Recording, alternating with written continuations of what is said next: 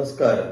എല്ലാവർക്കും ഈശ്വരാനുഗ്രഹം കിട്ടട്ടെ എന്ന് പ്രാർത്ഥിച്ചുകൊണ്ട് എല്ലാവരെയും ഞാൻ ഈ വീഡിയോയിലേക്ക് സ്വാഗതം ചെയ്യുന്നു.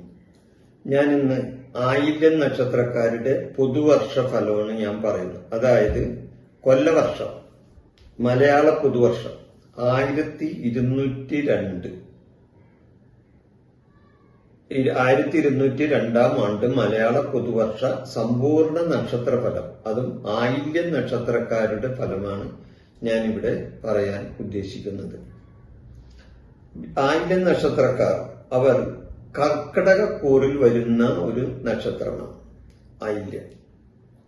ആയില്യം നക്ഷത്രം മുഴുവനും കർക്കിടകക്കൂറിൽ വരുന്ന ഒരു നക്ഷത്രമാണ്. അപ്പൊ കർക്കിടകക്കൂറിന് ഇപ്പൊ ഒരു വിശേഷമുണ്ട്. കാരണം വേഴം ഇപ്പൊ കർക്കിടകക്കൂറിൽ വന്ന് നിൽക്കുന്ന സമയമാണ്. നേരത്തെ മിഥുനൻ രാശിയിൽ നിന്നിരുന്ന വേഴം ഇപ്പോൾ കർക്കിടകൻ രാശിയിൽ പ്രവേശിച്ചിരിക്കുകയാണ്. അപ്പോൾ ആയില്യം നക്ഷത്രക്കാരുടെ ജന്മരാശിയിലാണ് വേഴം വന്ന് നിൽക്കുന്നത്. അപ്പോ ചിലവര് പറയും, അതായത് ജന്മരാശിയിൽ വേഴം നിന്നാൽ അത് ഗുണം ചെയ്യില്ല എന്ന് പറയുന്നവരുണ്ടാകാം. എന്നാൽ വേഴം നിൽക്കുന്നത് വേഴത്തിന്റെ ഉച്ചരാശിയിലാണ്. കാരണം കർക്കിടകൻ രാശി വേഴത്തിന്റെ ഉച്ചരാശിയാണ്. ഉച്ചരാശിയിൽ നിൽക്കുന്ന ഒരു ഗ്രഹം, അത് വേഴമല്ല ഏത് ഗ്രഹമാണെങ്കിലും ഉച്ചരാശിയിൽ നിന്നാൽ ആ ഗ്രഹത്തിന് ഫലദാന ശേഷി കൂടും എന്നാണ് പറയുന്നത്. അപ്പൊ അതുകൊണ്ട് തന്നെ വേഴത്തിന് ഫലദാന ശേഷി കൂടുതൽ തരാൻ പറ്റുന്ന ഒരു സമയമാണ് കർക്കിടകൻ രാശിയിലുള്ള വേഴത്തിന്റെ നിൽപ്പ്. അതുകൊണ്ട് തന്നെ ആയില്യം നക്ഷത്രക്കാരെ സംബന്ധിച്ച് അത് അവർക്ക് ഗുണം കിട്ടുന്ന ഒരു സമയവും കൂടിയാണ്. അവരെ സംബന്ധിച്ച് തൊഴിൽ രംഗത്ത് അധ്വാനത്തിനനുസരിച്ച് പ്രതിഫലം കിട്ടുന്ന ഒരു സമയമാണ്. തൊഴിൽ രംഗത്ത് അവർ ചെയ്യുന്ന തൊഴിൽ, എന്ത് തൊഴിലാണ് ആയിക്കോട്ടെ, ഇനി സർക്കാർ ഉദ്യോഗമാണെങ്കിലും അല്ലെങ്കിൽ പ്രൈവറ്റ് ഉദ്യോഗമാണെങ്കിലും, അതല്ല കൂലിപ്പണിക്കാരാണെങ്കിലും, അല്ലെങ്കിൽ കോൺട്രാക്ട് ബേസിൽ പണിയെടുക്കുന്നവരാണെങ്കിലും, ഏത് തൊഴിൽ രംഗത്ത് പ്രവർത്തിക്കുന്നവരാണെങ്കിലും അവരുടെ അധ്വാനത്തിനനുസരിച്ചുള്ള ഒരു പ്രതിഫലം അവർക്ക് കിട്ടുന്ന ഒരു വർഷമാണ് ഈ മലയാള പുതുവർഷം ആയില്യം നക്ഷത്രക്കാരെ സംബന്ധിച്ച്. സഹപ്രവർത്തകരുടെ സഹകരണം എന്നാൽ ചില സമയത്ത് ഇവർക്ക് കിട്ടാതെയും വരും. തൊഴിൽ രംഗത്ത് അങ്ങനെ ഒരു ചില കാര്യങ്ങൾ ഇവർക്ക് വരാൻ സാധ്യതയുണ്ട്. അതായത് ഇവരുടെ കൂടെ ജോലി ചെയ്യുന്ന ചില സഹപ്രവർത്തകര് ഇവരുമായിട്ട് സഹകരിക്കാതെ മാറി നിൽക്കാനും ഇടവരുന്ന സമയം ഉണ്ടായെന്ന് വരും. വേഴൻ ജന്മരാശിയിൽ നിൽക്കുന്നതിനാൽ ഉച്ചരാശി ആയതുകൊണ്ട് സാമ്പത്തികമായ വളരെ നേട്ടങ്ങളും ഉണ്ടാകാം. വേഴൻ ജന്മരാശിയിലാണ്. അതുകൊണ്ട് തന്നെ ഉച്ചരാശിയിലായ ആ ഗുണം സാമ്പത്തിക രംഗത്ത് ഇവർക്ക് പ്രതിഫലിക്കുകയും ചെയ്യും. ഈ ആയില്യം നക്ഷത്രക്കാരെ സംബന്ധിച്ച് സാമ്പത്തിക ഗുണം കൂടുതൽ കിട്ടുന്ന സമയമാണ്. വർഷാവസാനം തൊഴിലിൽ മാറ്റങ്ങളും നേട്ടങ്ങളും വന്നു ചേരുകയും ചെയ്യും. വർഷത്തിന്റെ അവസാനം ഇവർക്ക് ഇവരുടെ ഈ തൊഴിലിൽ മാറ്റങ്ങൾ ഉണ്ടാകാൻ സാധ്യതയുണ്ട്. അതുകൂടാതെ ഇവർക്ക് സാമ്പത്തികമായ നേട്ടങ്ങളും ഉണ്ടാകാൻ സാധ്യതയുണ്ട്. കാരണം വേഴം ഒക്ടോബർ 31 കഴിഞ്ഞാൽ പിന്നെ കർക്കിടകൻ രാശിയിൽ നിന്ന് ചിങ്ങൻ രാശിയിലേക്ക് പോകും. അപ്പൊ ചിങ്ങൻ രാശിയിലേക്ക് പോകുമ്പോൾ കർക്കിടകൻ രാശിയുടെ രണ്ടാമത്തെ രാശിയിലേക്കാണ് വേഴം വീണ്ടും പോകുന്നത്. അപ്പൊ അങ്ങനെ വരുമ്പോൾ രണ്ടെന്ന് പറഞ്ഞ് ധനസ്ഥാനമാണ്. അപ്പൊ ധനസ്ഥാനത്തേക്ക് വേഴം ഇവരുടെ രാശിയുടെ രണ്ടാം ഭാവത്ത് ധനസ്ഥാനത്തിലേക്ക് വരുമ്പോൾ അത് വർഷാവസാനം. അങ്ങനെ വരുമ്പോൾ തീർച്ചയായിട്ടും ഇവർക്ക് ഗുണകരമായ തൊഴിൽ രംഗത്ത് മാറ്റങ്ങൾ, വർഷാവസാനം മാറ്റങ്ങൾ ഉണ്ടാകാനായിട്ടുള്ള സാധ്യത വന്നു ചേരുന്നതാണ്. പിന്നെ അവിചാരിതമായി പണം വന്നു ചേരുമെങ്കിലും ചിലവുകൾ കൂടാൻ സാധ്യതയുണ്ട് ഇവരെ സംബന്ധിച്ച്. ഇവർക്ക് കാരണം വേഴം ധനകാരകനാണുള്ള ഉച്ചത്തിൽ നിൽക്കുന്നത്. വേഴം ധനകാരകനാണ്. അപ്പൊ ധനകാരകനായ വേഴം ഉച്ചത്തിൽ നിൽക്കുമ്പോൾ ഇവരെ സംബന്ധിച്ച് പ്രതീക്ഷിക്കാത്ത വിധത്തിലുള്ള സാമ്പത്തിക നേട്ടങ്ങളും ഇവരെ സംബന്ധിച്ച് വന്നു ചേരുന്ന അവസരങ്ങൾ ഉണ്ടാകും. എന്നാൽ ആ വരവിനനുസരിച്ച് ചെലവല്ല, അതിൽ കൂടുതൽ ചെലവുകൾ വന്നുകൂടാനും ഇവർക്ക് ഇടവരുന്നതാണ്. അപ്പൊ വരവിൽ കൂടുതൽ ചെലവുണ്ടാകുമെന്ന് അർത്ഥം. കടം കൊടുക്കാനോ ജാമ്യം നിൽക്കാനോ ഇവർ ശ്രമിക്കരുത്. ഇവർ കടം കൊടുക്കാൻ ഉദ്ദേശിക്കുന്നുണ്ടെങ്കിൽ അത് ഉപേക്ഷിച്ച് കൊടുക്കണം. അല്ലെങ്കിൽ കടം കൊടുത്താൽ ഇവർക്ക് തിരിച്ചു കിട്ടും എന്ന് വിചാരിച്ച് കൊടുക്കരുത്. അത് ഉപേക്ഷിച്ചു കൊടുത്തോളണം. കഴിയുന്നതും കടം കൊടുക്കാതിരിക്കാം, അതാണ് ഏറ്റവും നല്ലത്. അല്ലെങ്കിൽ അത് വാക്ക് തർക്കത്തിന് ഇടവരുത്തുകയും ചെയ്യും. ഇവർക്ക് പൈസ കിട്ടാതെ വരികയും കാശ് കൊടുത്ത് ശത്രുവിനെ വാങ്ങുന്നതിന് തുല്യമായി തീരുകയും ചെയ്യും. അതുകൊണ്ടാണ്. പിന്നെ അതുപോലെ തന്നെ ജാമ്യം, ഈ നക്ഷത്രക്കാർ, ഈ കർക്കിടകക്കൂറിൽ വരുന്ന ഈ ആയില്യ നക്ഷത്രക്കാർ ജാമ്യം നിൽക്കാൻ നിൽക്കരുത്. ജാമ്യം നിന്ന് പോയാൽ നിങ്ങൾ തന്നെ അതിന് പ്രായശ്ചിത്തവും ചെയ്യേണ്ടി വരും. കാരണം നിങ്ങളെ അവര് പറ്റിക്കും, ജാമ്യം നിന്നവര്. മനസ്സിലായ?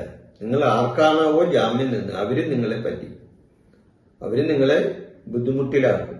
അപ്പൊ അതുകൊണ്ട് കഴിയുന്നതും ജാമ്യം നിൽക്കാൻ, എത്ര അടുപ്പക്കാരാണെങ്കിലും എത്ര സ്വന്തക്കാരാണെങ്കിലും ജാമ്യം നിൽക്കാനോ കടം കൊടുക്കാനോ ശ്രമിക്കരുത്. പിന്നെ കുടുംബപരമായി ചില വാക്ക് തർക്കങ്ങൾ ഉണ്ടാകാൻ സാധ്യതയുണ്ട്. ഇവരുടെ കുടുംബത്തിൽ ചില വാക്ക് തർക്കങ്ങൾ ഉണ്ടാകാം ഇവരെ സംബന്ധിച്ച്. കാരണം അത് ഈ പുതുവർഷത്തിന്റെ ഗ്രഹങ്ങളുടെ നിൽപ്പനുസരിച്ച് നോക്കുമ്പോൾ ആണ് കുടുംബത്തിൽ ചില വാക്ക് തർക്കങ്ങൾ ഉണ്ടാകാൻ സാധ്യത കാണുന്നത്.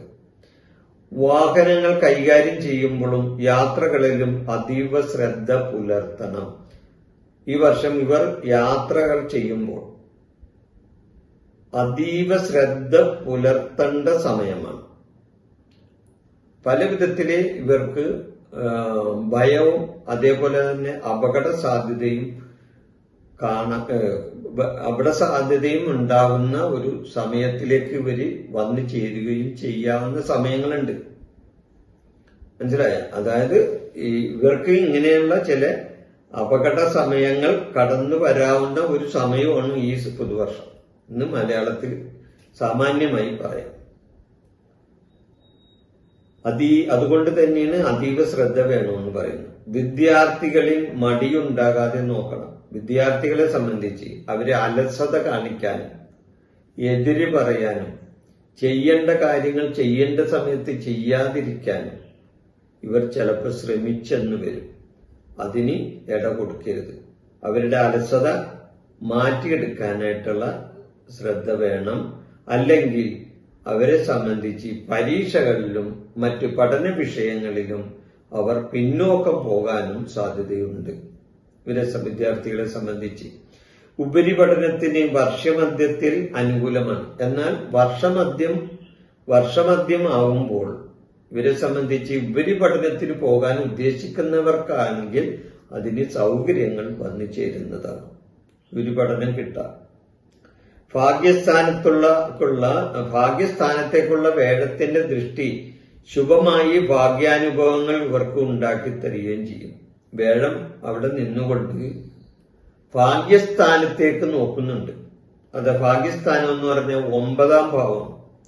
അപ്പൊ വേഴത്തിന്റെ ദൃഷ്ടി ഭാഗ്യസ്ഥാനത്തേക്ക് ചെല്ലുമ്പോൾ വേഴത്തിന്റെ ശുഭദൃഷ്ടി, വേഴം എവിടെയോ നോക്കുന്നു, അവിടെ ശുദ്ധമാക്കും വേഴം.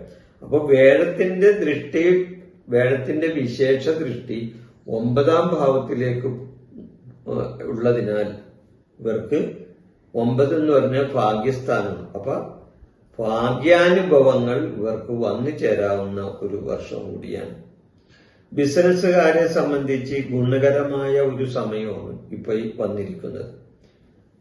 ബിസിനസ്സിൽ ലാഭം ഉണ്ടാകാനും അതുകൂടാതെ തന്നെ പങ്കാളിത്തപരമായി ബിസിനസ് ചെയ്യുന്നവർക്കും തന്റെ പങ്കാളികൾക്കും ഒക്കെ ഗുണം കിട്ടുന്ന ഒരു സമയമാണിത്. അപ്പൊ പങ്കാളിത്ത ബിസിനസ് ആണെങ്കിലും, ഇനി സ്വന്തമായി ബിസിനസ് ചെയ്യുന്നവരാണെങ്കിലും, അല്ലെങ്കിൽ കച്ചവട സംബന്ധമായ എന്തെങ്കിലും കാര്യങ്ങൾ ചെയ്യുന്നവരാണെങ്കിലും ഇവർക്ക് ഗുണാനുഭവങ്ങൾ കിട്ടുന്ന, അല്ലെങ്കിൽ അവിടെ ബിസിനസ് സംബന്ധമായ ഉയർച്ച കിട്ടുന്ന ഒരു സമയമാണ് വരുന്നത്.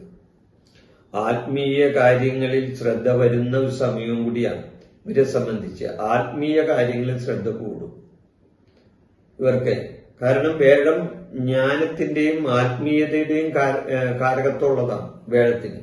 അതുകൊണ്ട് തന്നെ ആത്മീയ കാര്യങ്ങളിൽ ഇവർക്ക് ശ്രദ്ധ വരും. അതായത് ക്ഷേത്രങ്ങളായിട്ട് ബന്ധപ്പെട്ടുള്ള കാര്യങ്ങളിലും, അല്ലെങ്കിൽ പൂജാതി കർമ്മങ്ങളിലും, അല്ലെങ്കിൽ അതേപോലെ തന്നെ പൂജപരമായ മംഗളകർമ്മങ്ങളിലും, അതായത് ചില മംഗളകരമായ പൂജകളൊക്കെ ഉണ്ടല്ലോ ചില കാര്യങ്ങൾ, അതിലൊക്കെ നല്ല ശ്രദ്ധ വരുന്ന ഒരു സമയവും കൂടിയാണ് ഇവരെ സംബന്ധിച്ച്. തീർത്ഥയാത്രക്ക് അവസരം വന്നു ചേരുകയും ചെയ്യും ഇവരെ സംബന്ധിച്ച്. ഈ വർഷം തീർത്ഥയാത്ര പോകാനായിട്ട് അവസരങ്ങൾ വന്നു ചേരുന്നതാണ്. അപ്പോ ഈ മലയാള പുതുവർഷത്തിൽ ആയില്യം നക്ഷത്രക്കാരുടെ ഫലമാണ് ഞാനിവിടെ പറഞ്ഞത്. എല്ലാവർക്കും നന്ദി, നമസ്കാരം. എൻ്റെ ഈ ജ്യോതിഷ പ്രോഗ്രാം നിങ്ങൾക്ക് ഇഷ്ടപ്പെട്ടാൽ ഇത് സബ്സ്ക്രൈബ് ചെയ്യാനും ലൈക്ക് ചെയ്യാനും ബെൽ ബട്ടൺ അമർത്താനും മറക്കരുത്.